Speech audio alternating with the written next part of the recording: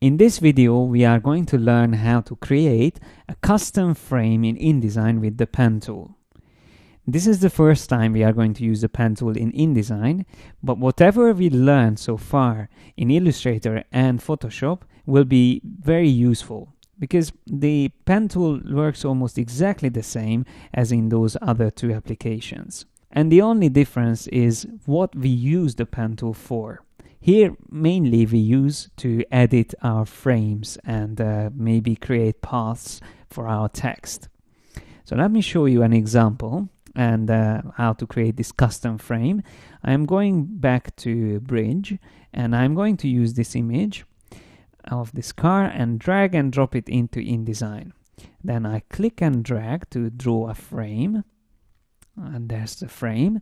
And now I would like to create a funky frame which is following roughly the image itself.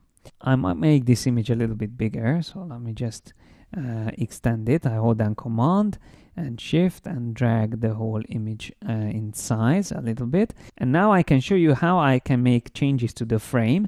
I can just simply use the selection tool and cut these parts out, which I don't need from the frame, like that.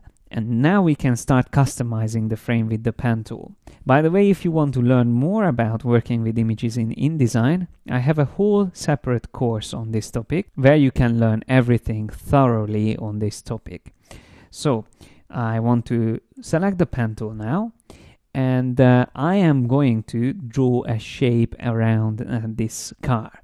So I just simply start drawing, and as I said, it's not going to be anything close to the edges. I just want to make a nice and more interesting frame for the image. Let's go back a couple of steps here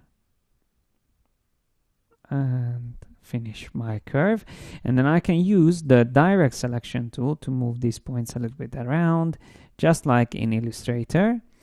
And when I'm ready, I can click on this content grabber tool with the selection tool to select the content of the image and go to Edit, Cut, and select the path which I have drawn with the pen tool and choose Edit, Paste Into.